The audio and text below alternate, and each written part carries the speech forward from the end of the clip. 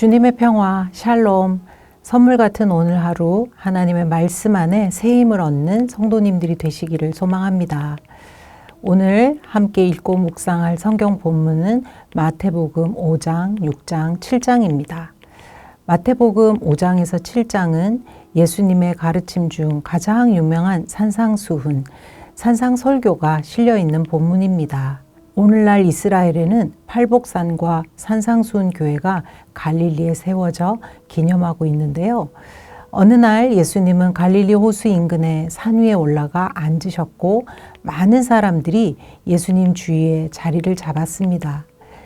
예수님이 특별히 산에 올라가 설교하신 것에 의미를 찾는다면 오래전 시내산에서 하나님으로부터 부여받은 모세의 율법과 이제는 갈릴리 지역의 한 산에서 선포하는 자신의 새로운 계명을 대비하기 위해서입니다. 이런 점에서 천국 복음을 선포하기 위해 오른 이 산을 신약의 시내산이라 일컬을 수 있겠습니다. 산상수훈의 중심 주제는 천국 복음입니다. 예수님은 이 설교를 통해 회개하라, 천국이 가까웠다는 말씀의 의미와 천국에 참여한 사람들의 삶이 어떤 것인지 알려주고 계십니다. 산상수훈은 크게 세 부분, 도입부, 본문, 결론부로 나눌 수 있겠습니다. 첫 번째, 도입부입니다.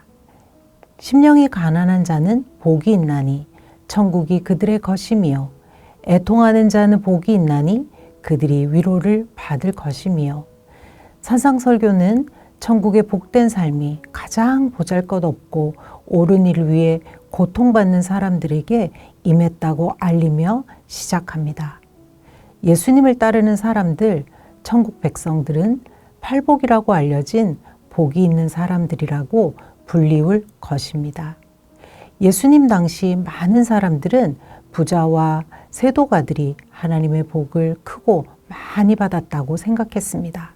하지만 예수님은 눈에 보이고 물질적인 것들, 일시적이고 변하는 것들이 아닌 전혀 다른 가치로 사는 천국 백성들에게 복이 있다고 선포하고 계신 것입니다. 예수님은 뒤이어 그들에게 주어진 정체성에 대해서 말씀하십니다. 너희는 세상의 소금이니 너희는 세상의 빛이라. 산 위에 있는 동네가 숨겨지지 못할 것이요. 구약에서 소금은 하나님과 이스라엘이 맺은 영원한 언약을 말합니다. 예수님의 제자 공동체는 하나님의 백성이 모이는 참된 모임이고 종말에 도래하는 천국의 전초 기지이며 그리스도의 참 빛을 세상에 비추는 순결한 반사체로 하나님 나라의 빛과 평화를 온 세상에 전할 사람들이 될 것이라고 말씀하십니다. 두 번째 부분은 본문입니다. 본문에서 중요한 것은 참된 의에 대한 것입니다. 의란 하나님과 이웃과 바른 관계 가운데 사는 것을 말합니다. 이런 삶은 세상의 정의와 평화를 가지고 옵니다. 이 의는 율법을 형식적이고 문자적으로 지키며 자기 의를 자랑하는 바리새인들과 서기관들의 의와는 완전히 다른 것입니다. 참된 의는 하나님께서 인정하시는 의로서 율법의 완성자이신 예수님을 믿고 따르는 삶입니다.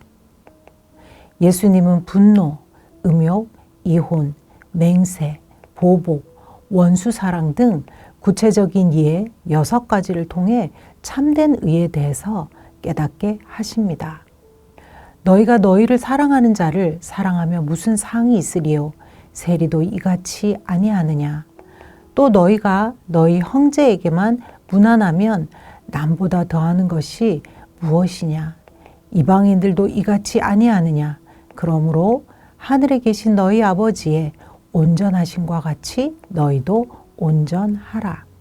가르침의 뜻을 가진 토라, 율법의 진정한 목적은 하나님의 자녀들이 성숙하고 온전하게 되어 하나님의 복을 전할 수 있도록 하나님의 지혜를 가르치는 것입니다.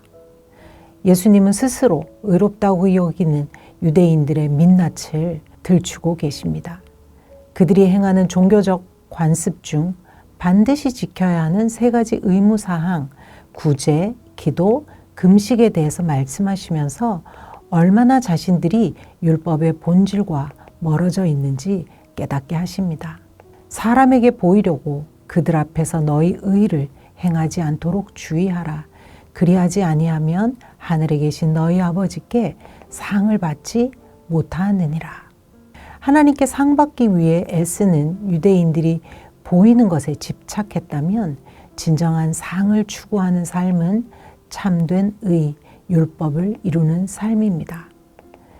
사람의 칭찬이 아니라 사랑이신 하나님을 알기에 구제도 은밀하게, 기도의 내용은 더 이상 나 자신에게 국한된 기도가 아닌 하나님의 뜻을 헤아리는 기도, 하늘아버지의 자녀답게 하나님의 영광을 위해 간구하는 기도, 주기도문으로 기도할 수 있게 됩니다.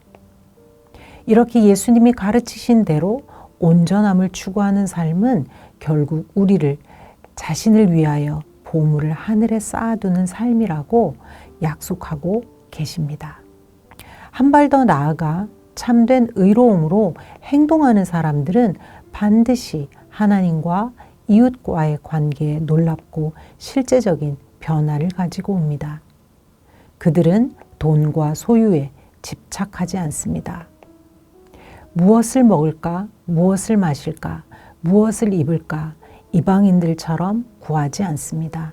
왜냐하면 하늘 아버지께서 이 모든 것이 우리에게 있어야 할 줄 아시기 때문입니다. 다가올 내일 또한 하나님의 계획 안에 있음을 알기에 염려보다 먼저 그의 나라와 그의 의를 구하며 모든 것을 더해 주시는 하늘 아버지 자녀의 삶을 담대하게 살아가게 됩니다.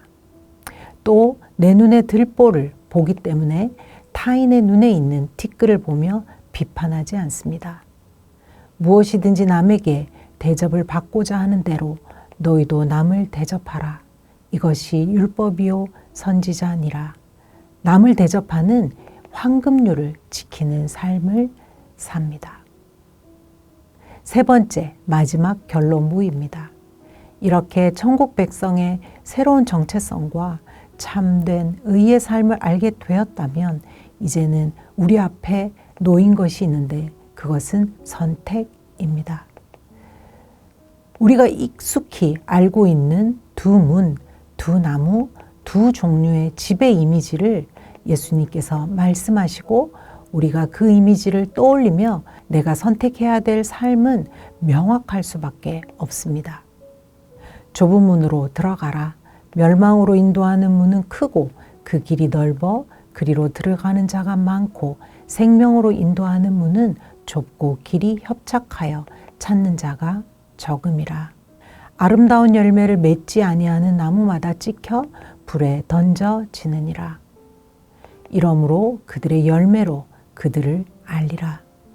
그러므로 누구든지 나의 이 말을 듣고 행하는 자는 그 집을 반석 위에 지은 지혜로운 사람과 같으리니.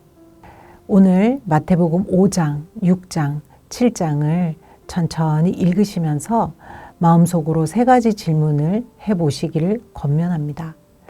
첫 번째는 나는 복이 있는 하나님 나라의 백성, 소금이요 빛임을 믿고 있는가?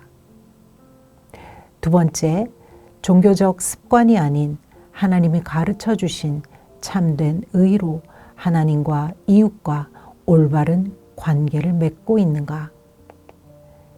세 번째, 나는 오늘 어떤 선택을 할 것인가? 다 함께 기도드리겠습니다. 하나님 아버지, 하루하루 바쁘게 흘러가는 시간과 일을 조차 이리저리 분주히 살지 않기를 기도드립니다.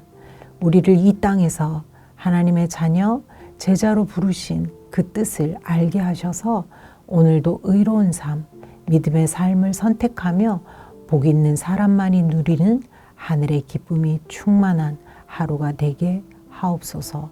예수님의 이름으로 기도드립니다. 아멘.